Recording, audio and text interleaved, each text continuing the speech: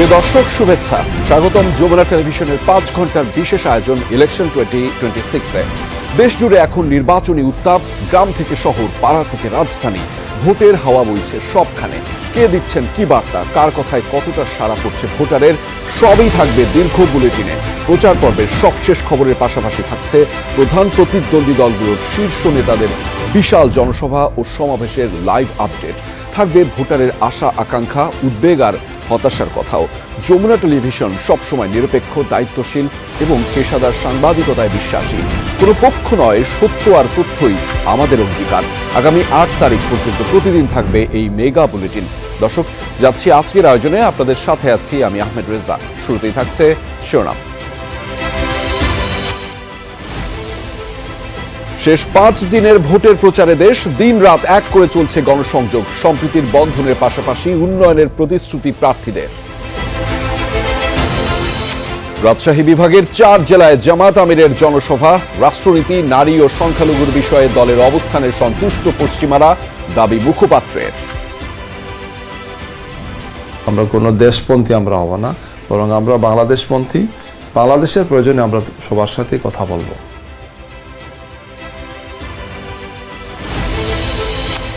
নাগরিক সুবিধায় পিছিয়ে থাকা ঢাকার নতুন 36 ওয়ার্ডে নির্বাচনী হাওয়া।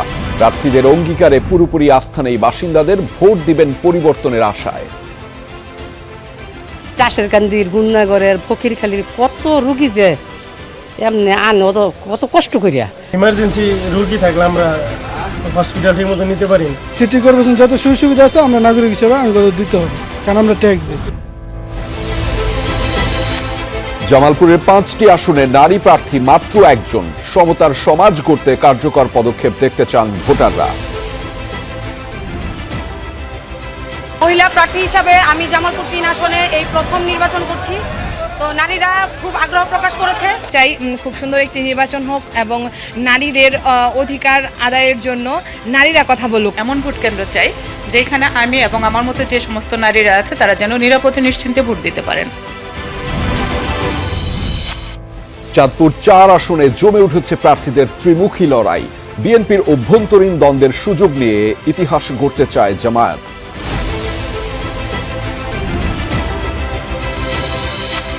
দর্শক, এতক্ষণ শিরোনাম দেখছিলেন, এবার জানাবো বিস্তারিত। নির্বাচনী প্রচারের বাকি মাত্র 5 দিন। শেষ মুহূর্তে গণসংযোগে ব্যস্ত সময় কাটছে প্রার্থীদের। নিজ নিজ নির্বাচনী এলাকায় প্রতিটি অলিগলি চষে বেড়াচ্ছেন প্রার্থীরা।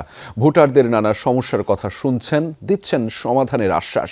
সেই সাথে নিজেদের উন্নয়নের পরিকল্পনাও তুলে ধরছেন। নানা প্রতিশ্রুতি দিয়ে চেষ্টা করছেন ভোটারদের মন জয়ের। লিফলেট বিতরণ, পথসভা এবং উঠান বৈঠকে সকাল থেকে রাত অবধি চলছে নির্বাচনী প্রচার। দলীয় প্রার্থীদের সাথে পাল্লা দিয়ে গণসংযোগ করছেন স্বতন্ত্র প্রার্থীরাও। সকালেই ঠাকুরগাঁয়ের এক নির্বাচনী জনসভায় যোগ দেন বিএনপি মহাসচিব মির্জা ফখরুল ইসলাম আলমগীর। সেখানে তিনি সম্প্রীতির বন্ধন দৃঢ় করতে বিএনপির প্রতিজ্ঞাবদ্ধ দেন এমন আশ্বাস। বলেন, নির্বাচন বানচালে অপচেষ্টা চালাচ্ছে একটি পক্ষ।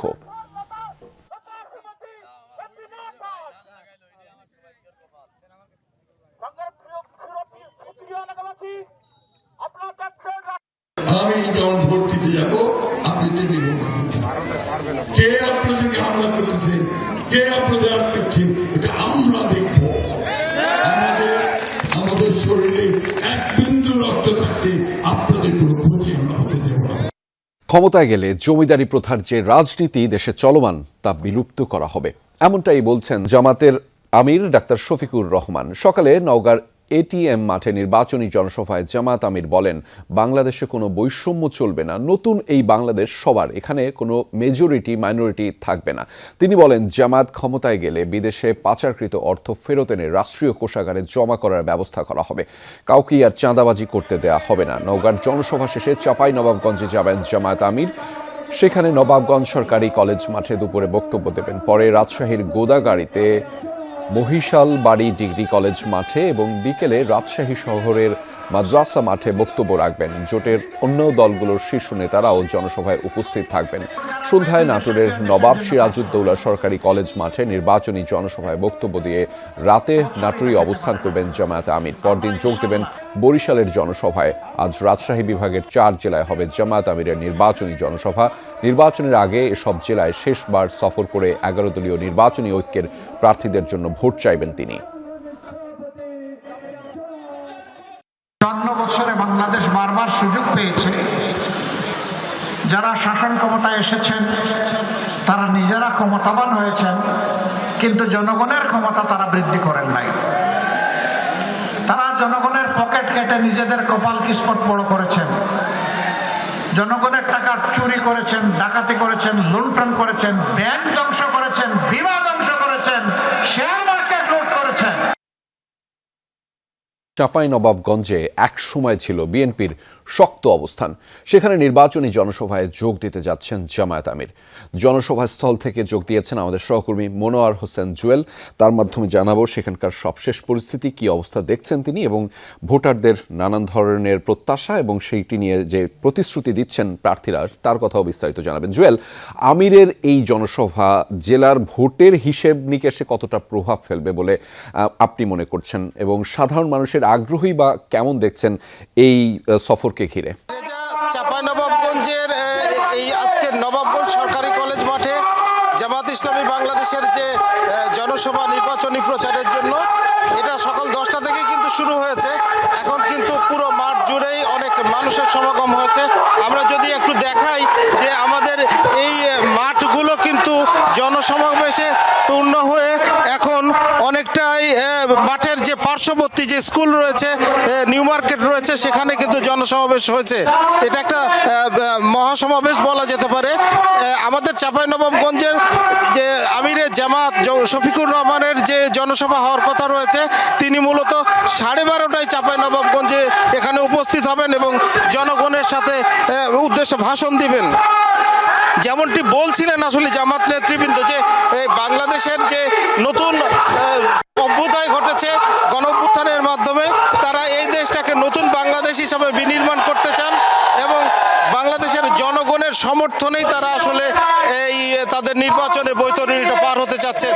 এই উপলক্ষে কিন্তু আজকে এই যে জনসভা, সেটি কিন্তু অত্যন্ত বলা যেতে পারে একটা মহাসমাবেশের রূপ নিয়েছে। কিছুক্ষণ অনেক স্থানীয় নেতৃবৃন্দ কিন্তু ইতিমধ্যে এখানে তাদের বক্তব্য রাখছেন। এখন বলা যেতে পারে জামাতের আমির তিনি যখন আসবেন, তিনি হয়তো বাংলাদেশের নতুন দিক নির্দেশনা বা তাদের দলীয় যে কর্মকাণ্ড সে বিষয়ে হয়তো আলোচনা করবেন। রেজা, মনোয়ার হোসেন জুয়েল, আপনার মাধ্যমে শুনছিলাম সেখানে বিভিন্ন মানুষের সমাগম আপনার মাধ্যমে দেখছিলাম, বিশাল জনসভা অনুষ্ঠিত যাচ্ছে। সাধারণের প্রতিক্রিয়া নিশ্চয়ই আপনি শুনেছেন, তাদের কথা একটু জানাবেন আমাদের। তারা কি ধরনের প্রতিক্রিয়া দিচ্ছেন মূলত রাজশাহীর এই চাঁপাইনবাবগঞ্জ এলাকার সাধারণ মানুষ? সাধারণ মানুষ অ্যাকচুয়ালি এখানে দলীয় নেতৃবৃন্দ যারা আছেন তারাই সকাল থেকে বেশিরভাগ এসেছেন এবং সাধারণ মানুষও কিন্তু দলে দলে আসছেন। কারণ এই নবাবগঞ্জ সরকারি কলেজ মাঠের যে রয়েছে, এই জনসভা রয়েছে, এখানে কিন্তু লোকের লোকারণ্য হয়ে গেছে।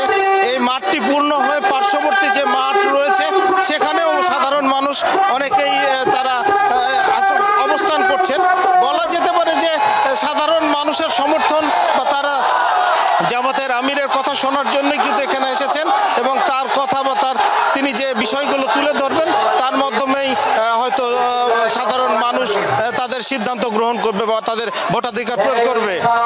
এই ছিল আমার কাছে। রেজা, সেই খবরাখবর আপনার মাধ্যমে জানছিলাম। ধন্যবাদ মনোয়ার হোসেন জুয়েল আমাদের সাথে যুক্ত হবার জন্য। রাষ্ট্র পরিচালনার নীতি কৌশল সহ নারী ও সংখ্যালঘু ইস্যুতে জামায়াতের অবস্থান জানতে চান পশ্চিমা কূটনীতিকরা।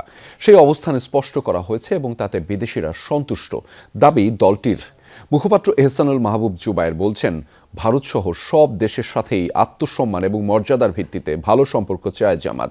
বলেছেন, দিল্লি প্রতিবেশী সবার আগে, নীতি বাস্তবায়ন করলে দ্বিপাক্ষিক সব সমস্যার সমাধান সম্ভব। দলটির ভাষ্য, যুক্তরাষ্ট্র, ভারত, চীন বিশেষ কোনো দেশপন্থী রাজনীতি করবে না জামায়াত। দাবি, পাকিস্তানের সাথে আলাদা কোনো সম্পর্ক নেই দলটির। বাকিটা জানাচ্ছেন সহকর্মী মাহফুজ মিশু। জমজমাট নির্বাচনী প্রচারে জামায়াতে ইসলামী। নিজেদের ইসলামী দল বললেও রাষ্ট্র পরিচালনায় গণতান্ত্রিক প্রক্রিয়া অনুসরণের কথা বলছে তারা। 12 তারিখের পরে 13 তারিখ নতুন বাংলাদেশের উদয় হবে ইনশাআল্লাহ। আওয়ামী লীগের পতনের পর থেকেই বিদেশিদের সাথে জামায়াতের বৈঠক আলোচনা খুবই দৃশ্যমান। এসব বৈঠকে তাদের নীতি কৌশল, বিশেষ করে নারী ও সংখ্যালঘু ইস্যুতে দলটির অবস্থান পশ্চিমারা জানতে চেয়েছে, সেটি স্পষ্ট করলেন এই নেতা। জামাতের পলিসি, ওমেন্স পলিসিটা কী হবে, মাইনরিটি পলিসিটা কী হবে, ফরেন পলিসিটা কী হবে, বাংলাদেশ জামাতে ইসলামী বাংলাদেশের দায়িত্ব পেলে আমাদের সরকার ব্যবস্থাটা কী ধরনের হবে, এগুলো তারা আমাদের জানতে চেয়েছেন এবং এগুলো নিয়ে তাদের সাথে আমাদের অনেক দফা আলোচনা হয়েছে। তাদের আলোচনা তাদের সে বিষয়গুলো ক্লিয়ার হয়েছে। সরকার গঠনের সুযোগ পেলে শরিয়া বা ইসলামী আইন দলটি বাস্তবায়ন করবে কিনা তাও বুঝতে চেয়েছেন বিদেশিরা। দলের লিডারশিপ, দলের বিভিন্ন কলা কৌশল, আমাদের পলিসি, ফিলোসফি, স্ট্র্যাটেজি, টেকনিক, এগুলো তারা জানতে চেয়েছেন। যে এই একটা দেশে মুসলমান আছেন, হিন্দু আছেন, বৌদ্ধ আছেন, খ্রিস্টান আছেন, ভিন্ন মত আছেন, পাহাড়িরা আছেন, সমতলের আছেন, সব ধরনের মানুষ আছে। রাষ্ট্র পরিচালনার জন্য তো তার একটা কনস্টিটিউশন আছে। এই কনস্টিটিউশন অনুযায়ী দেশ চলবে, এটাই তো চলে আসছে, আমাদের এটা চলতে থাকবে আর কি। এই জন্য এই সমস্ত বিষয়গুলো আমরা সবার কাছে স্পষ্ট করেছি। এমনও বলেছেন যে তোমরা কোন দেশের কোন মডেল ফলো করবা, নাম বলেছেন অমুক দেশ অমুক দেশ। আমরা বলেছি বাংলাদেশ তো বাংলাদেশি মডেল হবে, সেখানে অন্য কোনো মডেল আনার প্রয়োজন হবে না। যুক্তরাষ্ট্রের সাথে জামায়াতের ঘনিষ্ঠতা নিয়ে কথা উঠলেও নেতাদের দাবি কেবল বাংলাদেশপন্থী রাজনীতি করছেন তারা। কোনো দেশের দিকেই আমরা ঝুঁকে পড়ে আমরা কোনো দেশপন্থী আমরা হব না, বরং আমরা বাংলাদেশপন্থী। বাংলাদেশের প্রয়োজনে আমরা সবার সাথে কথা বলবো। প্রতিবেশী ভারত নিয়ে রাজনীতির মাঠে নানা সমালোচনা করলেও দেশটির সাথে বিদ্যমান সংকট সমাধানে আশাবাদী জামায়াত। বাস্তব ভিত্তিক অনেকগুলো সমস্যা আছে। যদি আমাদের সরকার গঠনের সুযোগ হয় তাহলে তো এই সমস্ত মৌলিক ইস্যুগুলোতে আমাদেরকে অ্যাড্রেস করতে হবে। এক হাতে তালি বাজে না। বাংলাদেশ যেমন উদ্যোগ নেবে, আমার ধারণা ভারতের বিচক্ষণ রাজনীতিবিদ এবং সরকারে যারা আছেন তাদেরকেও বিষয়টিকে এগিয়ে আসতে হবে। চীনের সাথে ঘনিষ্ঠতা নিয়ে কোনো দেশের প্রশ্ন আছে বলেও দাবি তার। অন্যান্য ডেভেলপমেন্টরা জিজ্ঞেস করেছেন তোমরা চীনে গেলে কেন, বলে চিন্তা দিয়েছে তোমরা দাও। পাকিস্তানের সাথে বাড়তি ঘনিষ্ঠতার কথাও পুরোপুরি অস্বীকার করেন এই জামায়াত নেতা। আলাদা কোনো সম্পর্ক কোনো দেশের সাথে নাই। মাহফুজ মিশু, যমুনা নিউজ, ঢাকা। রাজশাহীতে বরাবরই বিএনপি বা ধানের শীষের প্রভাবটা একটু বেশিই ছিল।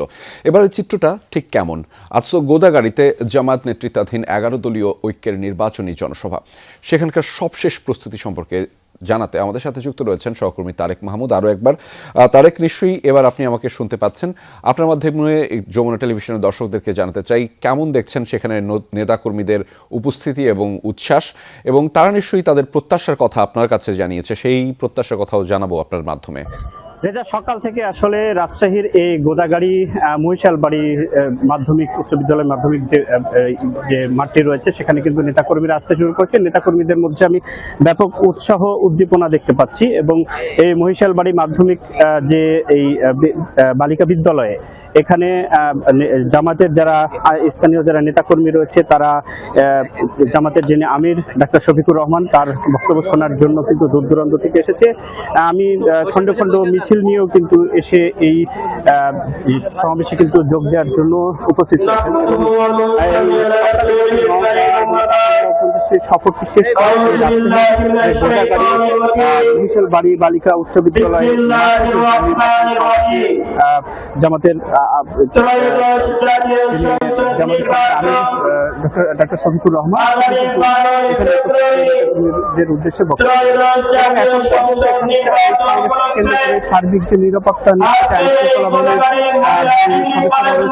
প্রস্তুত রয়েছেন, সার্বক্ষণিক যে দায়িত্ব সেটি কিন্তু পালন করছে সেটি নির্বাচনী জনসভা মাদ্রাসা মাঠে কিন্তু এবং এখানকার যারা রয়েছেন এবং স্থানীয় নিশ্চয় তারেক, আপনার কাছে আবারও ফিরবো আমরা। আপনি থাকুন, আপনার মাধ্যমে সেখানকার সবশেষ তথ্যগুলো দর্শকদের আরও একবার জানিয়ে দেওয়ার চেষ্টা করবো। আমাদের সাথে যুক্ত হবার জন্য আপনাকে ধন্যবাদ। ঘনিয়ে আসছে ত্রয়োদশ জাতীয় সংসদ নির্বাচন। নির্বাচনী প্রচারের বাকি মাত্র 5 দিন। শেষ মুহূর্তে চলছে তুমুল গণসংযোগ। চরম ব্যস্ততায় রয়েছেন প্রার্থীরা। সকাল থেকে রাজধানীর ঢাকায় যেমন প্রার্থীরা এ প্রান্ত থেকে ও প্রান্তে ছুটে বেড়াচ্ছেন, তেমনি রাজধানীর বাইরেও ছুটছেন প্রার্থীরা। ঢাকায় স্বতন্ত্র প্রার্থী তাসনিম জারা যেমন নিজ প্রতীকে ফুটবল নিয়ে ভোটারদের দ্বারে দ্বারে যাচ্ছেন, তেমনি আরও এক হেভিওয়েট আমিনুলও সকাল থেকেই ব্যস্ত রয়েছেন গণসংযোগে। ঢাকার বাইরেও সকাল থেকে চলছে বিরামহীন প্রচারণা। যে যার মতো নির্বাচনী প্রতিশ্রুতি পৌঁছে দিচ্ছেন ভোটারদের দ্বারে দ্বারে। আদতেই তারা কতটা ভোটারদের মনে স্থান নিতে পারছেন তা দেখতে অপেক্ষা করতে হচ্ছে আগামী 12 ফেব্রুয়ারি পর্যন্ত, অর্থাৎ ভোটের দিন। জামাতের যিনি ক্যান্ডিডেট তিনি তার লোকজনকে দিয়ে, তারা তো আসলে তাদের কোনো জনসমর্থন নাই, তাদের কিছু আছে ফিক্সড, এবং সেই জনসমর্থনকে তারা নিয়ে তারা বিভিন্ন অসহায় মানুষকে বিভিন্ন প্রলোভন দেখিয়ে তারা তাদের ভোটগুলোকে তাদের হাতে নেওয়ার চেষ্টা করছে। যদিও এরকম অনেক মানুষের সাথে আমার কথা হয়েছে, তারা বলেছে যে ভাই আমাদের কাছে আসছে ঠিকই, কিন্তু ভোটটা আপনাকে ধানের শীষেই দিব ভাই। কিছু শঙ্কা আছে যে নিরাপদে ভোট কেন্দ্রে যেতে পারবেন কিনা, আগের মতো আবার ভোট কাউন্ট হবে না কিংবা ভোট আগে দেয়া হয়ে গেছে এরকম হবে কিনা, কিছু শঙ্কা আমরা শুনছি ভোটারদের কাছ থেকে। তবে যে উচ্ছ্বাস নিয়ে সবাই প্ল্যান করছেন, মুখিয়ে আছেন, সেরকম উৎসবমুখর পরিবেশেই যাতে একটা সুষ্ঠু নিরাপদ নির্বাচন হয় সেটাই আশা থাকবে। এই মুহূর্তে রাজধানীতে বিভিন্ন অংশ থেকে যে প্রচারণা চলছে সেটি আপনাদেরকে জানাতে চাই এবং দেখাতেও চাই। ঢাকার 9 আসন থেকে নির্বাচনী প্রচারণার খবর জানাতে আমাদের সাথে যুক্ত রয়েছেন সহকর্মী রাশেদ নিজাম। তিনি মূলত ঢাকা 9 আসনে বিএনপির প্রার্থী হাবিবুর রশিদ হাবিব, এনসিপির প্রার্থী মোহাম্মদ জাবেদ মিয়া আর স্বতন্ত্র প্রার্থী হিসেবে লড়ছেন তাসনিম জারা। সেখানকার খবর জানাতেই আমাদের সাথে যুক্ত রয়েছেন সহকর্মী রাশেদ নিজাম। তার মাধ্যমে জানাবো সেখানকার সবশেষ পরিস্থিতিগুলো। রাশেদ, আমরা শুনছি ঢাকার এই আসনটিতে ভোটের প্রচারের ক্ষেত্রে ভিন্ন মাত্রা দেখা দিচ্ছে, নেই কোনো কাদা ছোড়াছড়ি এবং সেখানে ভোটাররাও অনেকটা সন্তুষ্টি প্রকাশ করছে প্রচারণার নানা ধরন দেখে।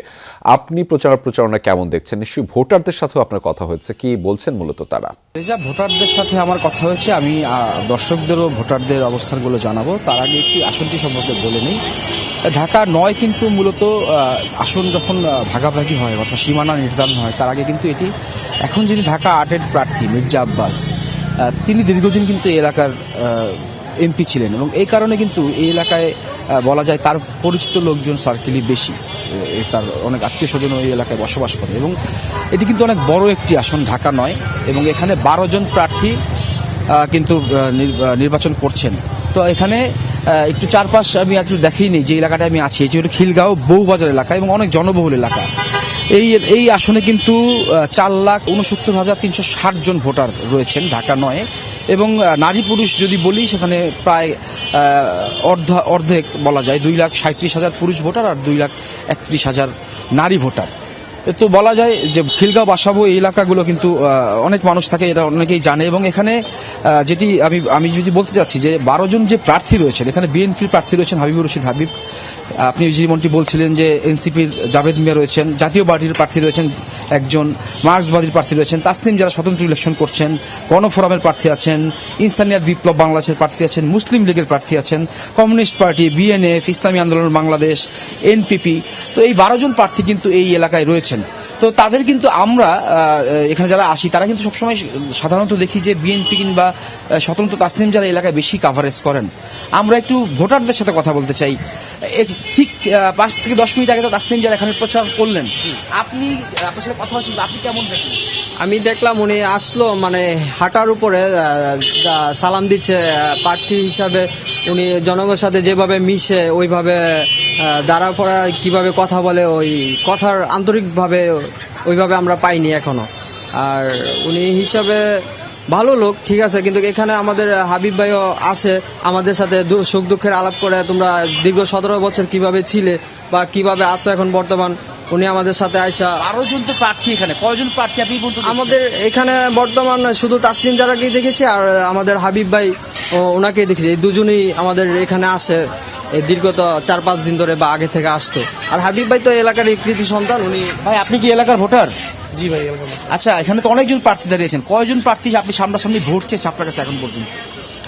এখন পর্যন্ত ভোট তো সবাই চেয়েছে, সামনাসামনি আপনার সাথে ভোট চেয়েছে। ভোটের কথা বলতে আসে বলতেছে যে দেখেন ভালো কে, তাকে ভোট দিতে বলতেছে। তা আমাদের এখানে তো আমাদের যে হাবিব ভাই আছে উনি খুব ভালো মানুষ, সৎ মানুষ। তো উনি, আমি জানতে চেয়েছি আপনার কাছে সামনাসামনি ভোট চেয়েছে? না, ভোট কেউ চাচ্ছে না, ভোট কেউ সবসময় চাচ্ছে না, সবাই এখানে আসছে শুধু কথা বলতেছে, জাস্ট এই। এখানে কিন্তু এই বাজারটি প্রচুর মানুষ এখানে কিন্তু কেনাকাটা করতে আসেন। আরেকজন আমরা এখানকার স্থানীয় ব্যবসায়ীর সাথে কথা বলতে চাই। আপনি এখানে যে প্রার্থীরা প্রচার করতে আসেন, আপনার সাথে সরাসরি কারো কথা হয়েছে কিনা? তার তিন যারা সাথে কথা বলছে, আর হলো হাবিব ভাই আছে, আর কোনো প্রার্থী আসে না এখানে। 12 জন প্রার্থী এখানে, এনে 2 জন প্রার্থী আসে, আর কেউ কোনো প্রার্থী আসে না। আপনাদের সুখ দুঃখ নিয়ে জানতে চাইছি কেউ? যাদের যে জনগণই জানছে, আমরা বলছি তারা দর্শক দেখছিলেন ঢাকা ৯ আসন থেকে সহকর্মী রাশেদ নিজাম সেখানে ভোটারদের নানান ধরনের প্রত্যাশার কথা জানাচ্ছিলেন। লক্ষ্মীপুরে বিএনপি জামায়াত প্রার্থীদের কর্মী সমর্থকদের মধ্যে সংঘর্ষ, পাল্টাপাল্টি অভিযোগে বেশ উত্তাপ ছড়িয়েছে। চাঞ্চল্য তৈরি হয়েছে ব্যালটের সিল উদ্ধারের ঘটনাও। এই ঘটনায় এরই মধ্যে গ্রেফতার হয়েছে একজন। মামলার আসামি পলাতক এক জামায়াত নেতাকে খুঁজছে পুলিশ। লক্ষ্মীপুরের নির্বাচনী পরিবেশ ও ভোটারদের ভাবনা জানাতে আমাদের সাথে যুক্ত রয়েছেন সহকর্মী আনিস কবির। তার মাধ্যমে জানাবো সেখানকার সবশেষ তথ্যগুলো দর্শক আপনাদের। আনিস, আপনার মাধ্যমে দর্শকদেরকে জানাতে চাই নির্বাচনী পরিবেশ নিয়ে ভোটাররা মূলত কি বলছেন সে কথা খুব গুরুত্ব সহকারে জানাতে চাই, এবং বেশ কিছু অনাকাঙ্ক্ষিত ঘটনা তো এই এলাকায় ঘটেছে লক্ষ্মীপুরে। সেই ঘটনার পরিপ্রেক্ষিতে এখন কি ধরনের অবস্থা সেখানে বিরাজমান সেটিও আপনি জানাবেন।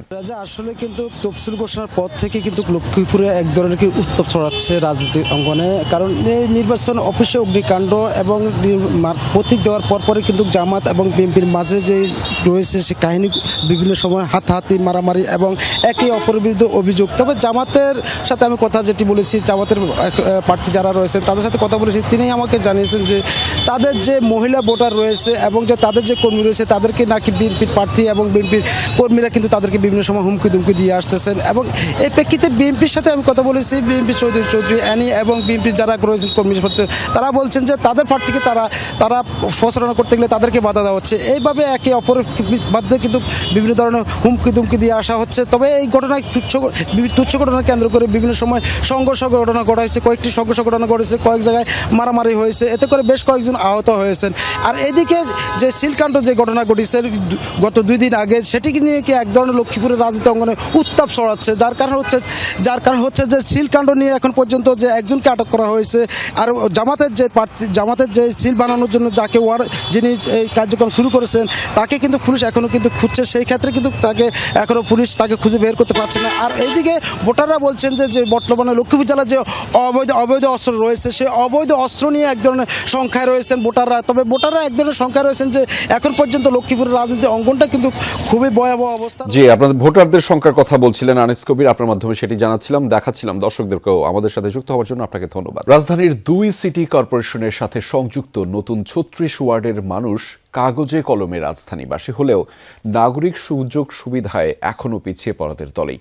নির্বাচন সামনে রেখে প্রার্থীরা এসব এলাকায় মানুষকে দিচ্ছেন দীর্ঘদিনের সমস্যা সমাধানের প্রতিশ্রুতি। ভোটাররা এসব অঙ্গীকারে পুরোপুরি আস্থা রাখতে না পারলেও আশাবাদী। প্রহর গুনছেন ভাগ্য বদলের।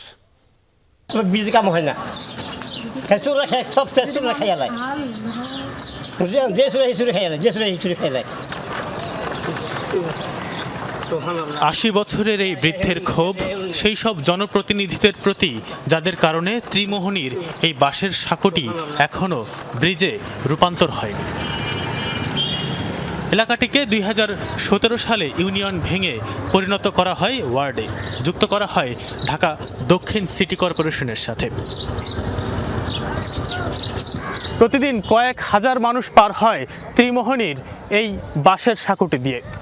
ঢাকা দক্ষিণ সিটি কর্পোরেশনের খিলগাঁওয়ের অংশ হলেও এলাকাবাসী জানেন না এই সাঁকোটি কবে ব্রিজে পরিণত হবে। এলাকাবাসী বলছে সিটি কর্পোরেশনের অংশ হলেও কোনো নাগরিক সুবিধা পান না তারা। গ্যাস নেই, ভালো রাস্তাঘাট, অবকাঠামো কিছুই নেই। সব কিছু ছাপিয়ে সবার আগে তাদের চাওয়া সাঁকোর বদলে একটি সেতু। বিশ্বাস করেন যে দলই সরকার গঠন করুক সেতুটি বদলাতে পারবে তাদের ভাগ্য। টাসেরকান্দির, গুন্নাগড়ের, ফকিরখালীর কত রুগী যে এমনি আনে কত কষ্ট করিয়া, কিন্তু এটা সম্ভাবনা আছে। আপনি ইমার্জেন্সি রুগী থাকলে আমরা হসপিটাল ঠিক মতো নিতে পারি না, রুগী নিতে রাস্তায় মারা যায়। প্রতিশ্রুতি দিয়ে গেছে যে এটা পাকা ব্রিজ হয়ে যাবে, এখানে রোড হবে, এখানে রাস্তা হবে, এখানে আপনাদের অনেক উন্নয়নমূলক কাজকর্ম হবে, কিন্তু নির্বাচনের পর আর কিছু হয় নাই। সিটি কর্পোরেশন যত সুযোগ সুবিধা আছে আমরা নাগরিক হিসেবে আঙ্গুর দিতে হবে, কারণ আমরা ট্যাক্স দিই। 2017 সালে ঢাকার আশপাশের 16টি ইউনিয়নকে ভেঙে নতুন 36টি ওয়ার্ড গঠন করা হয়। তার মধ্যে ঢাকা উত্তর সিটি কর্পোরেশনের সাথে যুক্ত হয় 18টি ওয়ার্ড, আর ঢাকা দক্ষিণ সিটি কর্পোরেশনের সাথে যুক্ত হয় বাকি 18টি ওয়ার্ড। ঢাকা উত্তর সিটি কর্পোরেশনের সাথে যে 18টি ওয়ার্ড যুক্ত করা হয় তার মধ্যে একটি এই বেড়াইত। গুলশানে ঢাকা উত্তর সিটি কর্পোরেশনের যে কার্যালয় রয়েছে সেখান থেকে এই বেড়াইদের দূরত্ব মাত্র 8 কিলোমিটার, কিন্তু ঢাকার বা রাজধানীর মানুষের জীবনমানের সাথে এই অঞ্চলের মানুষের জীবনমানের দূরত্ব কয়েক হাজার মাইল। এখনো আছে কাঁচা রাস্তা, মেঠোপথ, গ্যাসের প্রকট সংকট, মাদক সন্ত্রাসের বারবারন্ত। নেই কোনো ভালো মানের স্কুল, কলেজ, বিশ্ববিদ্যালয়, কাছাকাছি নেই কোনো ভালো হাসপাতাল, অথচ কর দিতে হচ্ছে সিটি কর্পোরেশনের নাগরিকদের সমান।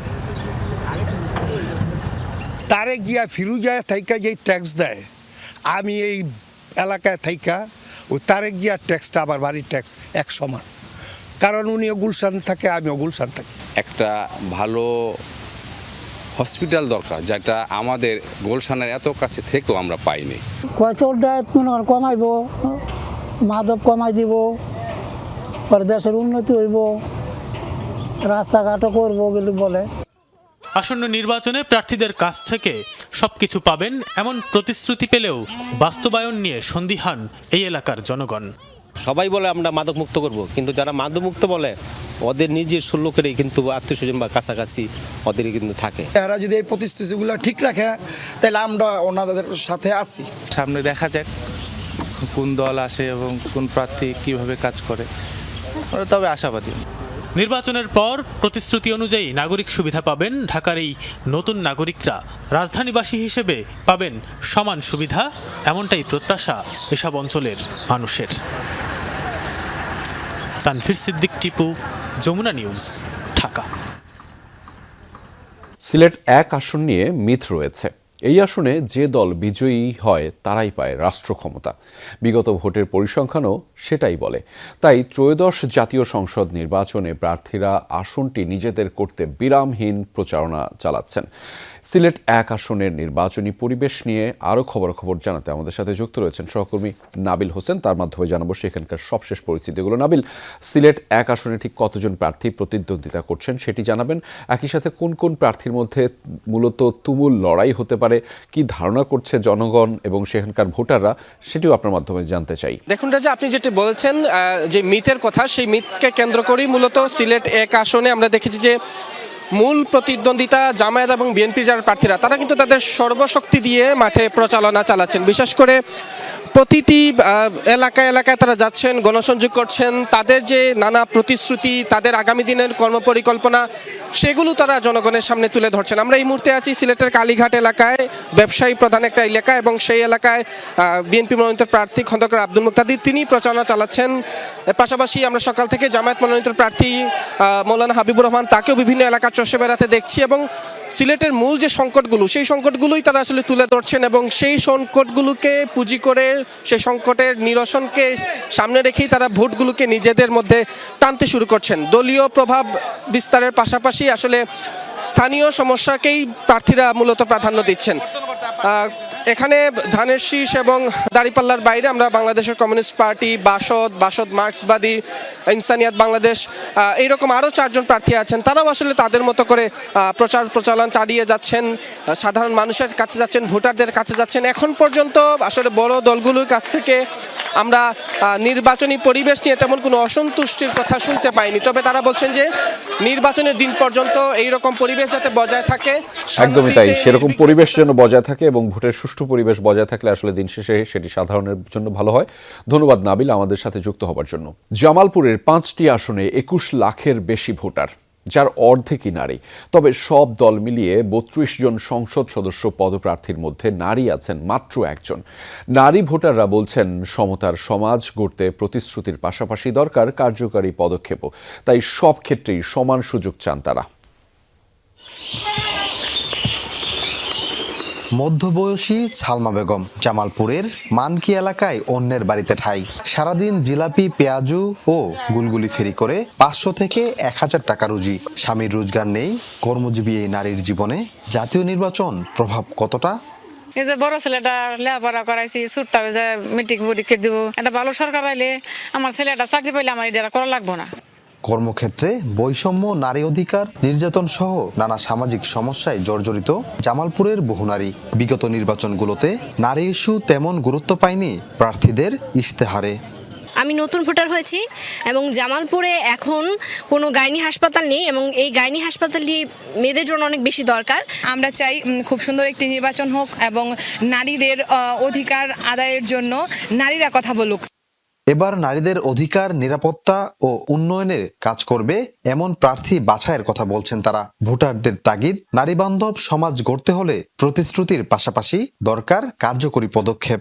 সবচেয়ে বড় অধিকার যেটা সমস্যা হয় সেটা হচ্ছে নিরাপত্তা অধিকারে, তারপরে বাক স্বাধীনতা, সেক্ষেত্রেও সমস্যা হয়। একজন নারী উদ্যোক্তা হিসেবে আমি এমন একজন প্রতিনিধি চাই যিনি জনবান্ধব হবে এবং নারীদের যে সমস্যাগুলো সেগুলো মাঠে গিয়ে পর্যবেক্ষণ করবে এবং সেগুলো সমাধানে কাজ করবে। এমন ভোট কেন্দ্র চাই যেখানে আমি এবং আমার মতো যে সমস্ত নারীরা আছে তারা যেন নিরাপদে নিশ্চিন্তে ভোট দিতে পারেন।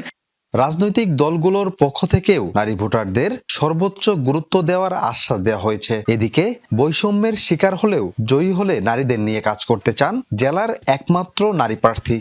আমরা মনে করি যে নারীদের ক্ষমতায়নের ক্ষেত্রে সবচেয়ে গুরুত্বপূর্ণ দুটি বিষয়, একটি হলো শিক্ষার প্রসারতা, আরেকটি হলো তাদেরকে উপার্জনের সাথে সম্পৃক্ত করা। বিএনপি ইতিমধ্যে সেই প্রস্তাবনা তৈরি করেছে। উৎসাহ উদ্দীপনার মধ্য দিয়ে নারীরা যাতে নির্বিঘ্নে ভোট দিতে পারে এজন্য আমরা এই পরিবেশ নিশ্চিতের জন্য চেষ্টা করছি। মহিলা প্রার্থী হিসাবে আমি জামালপুর 3 আসনে এই প্রথম নির্বাচন করছি। তো নারীরা খুব আগ্রহ প্রকাশ করেছে, তারা আমার পাশে আছে, তারা চায় নারীর উন্নয়ন হোক এবং আমি নারী হিসাবে যাতে তাদের পাশে থাকতে পারি, তারা সেটাই চাচ্ছে। নির্বাচনে জামালপুরের 5টি আসনে পোস্টাল ব্যালট সহ ভোটার আছেন 21,35,000, যার মধ্যে নারী 10,66,881 জন। সাগর ফরাজি, যমুনা নিউজ, জামালপুর। নারায়ণগঞ্জের 5টি আসনের মধ্যে বেশ আলোচিত 1 নম্বর আসনটি। রাজধানীর ঠিক পাশের এই জনপদে বেশ জোরে সোরে চলছে প্রার্থীদের প্রচারণা। সেটি জানাতে আমাদের সাথে যুক্ত রয়েছেন সহকর্মী জয়নাল আবেদিন জয়। তার মাধ্যমে জানাবো সেখানকার প্রচারণার খবরাখবর। জয়, নারায়ণগঞ্জ 1 আসনে কতজন প্রতিদ্বন্দ্বিতা করছেন মূলত প্রার্থীদের মধ্যে, এবং মূল লড়াই ঠিক কাদের মধ্যে হতে পারে, সেখানে ভোটারদের সাথেও নিশ্চয়ই আপনার কথা হয়েছে জয়, সে কথাও জানাতে চাই দর্শকদের। নারায়ণগঞ্জ 1 আসন থেকে এবার মোট 7 জন প্রার্থী তাদের মনোনয়নপত্র জমা দিয়েছিলেন। তার মধ্যে স্বতন্ত্র প্রার্থী গতকাল তার মনোনয়ন প্রত্যাহার করে নিয়ে তিনি দানের শীষের পক্ষে তার সমর্থন দিয়েছেন এবং 6 জন প্রার্থী মাঠে রয়েছেন। তার মাঝে আমরা 4 জনকে দেখতে পাচ্ছি যে মাঠে প্রচারণা চালাচ্ছেন। ইসলামী আন্দোলন বাংলাদেশ, বাংলাদেশ জামায়াতে ইসলাম এবং গণ অধিকার পরিষদ ও বাংলাদেশ জাতীয়তাবাদী দল এবং জাতীয়তাবাদী দলের যে প্রার্থী রয়েছে মোস্তাফিজুর রহমান ভূঁইয়া দীপু, সমস্ত সমীকরণে তিনি এগিয়ে থাকলেও কিন্তু সকাল থেকে মধ্যরাত অবধি তিনি নানান ধরনের সভা সমাবেশ পথসভা করে যাচ্ছেন এবং আজকে তারাবো পৌরসভায় যেখানে 1 লক্ষের অধিক ভোটার রয়েছে, আপনাকে বলে রাখি রূপগঞ্জে মোট 2টি পৌরসভা 7টি ইউনিয়ন, তার মধ্যে তারাবো পৌরসভা সর্বাধিক ভোটার এলাকা। এখানে ইতিমধ্যে উনি 50টির অধিক গণসংযোগ করে ফেলেছেন এবং উঠান বৈঠক করে ফেলেছেন এবং বিএনপির যে অন্যতম প্রতিদ্বন্দ্বী প্রার্থী ছিল কাজী মনিরুজ্জামান মনির, তিনি কিন্তু তার সঙ্গে আজকে থেকে প্রচারণায় যোগ দিয়েছেন, যে কারণে আসলে বিএনপির শক্তি আরেক দফা বৃদ্ধি হয়েছে। রাজা, ধন্যবাদ জয়নাল আবেদিন জয় আমাদের সাথে যুক্ত হবার জন্য। আপনার মাধ্যমে জানছিলাম সেখানকার সবশেষ পরিস্থিতিগুলো। দর্শক, ইলেকশন 2026 এই মুহূর্তে কিছুটা বিরতি নিচ্ছি, ফিরবো ঠিক পরের ঘন্টায় এবং সেখানে থাকছে আরও খবরাখবর, বিশেষ করে বিভিন্ন দেশের বিভিন্ন প্রান্ত থেকে প্রচারণার সবশেষ খবর থাকছে পরের ঘন্টায়। সঙ্গেই থাকুন।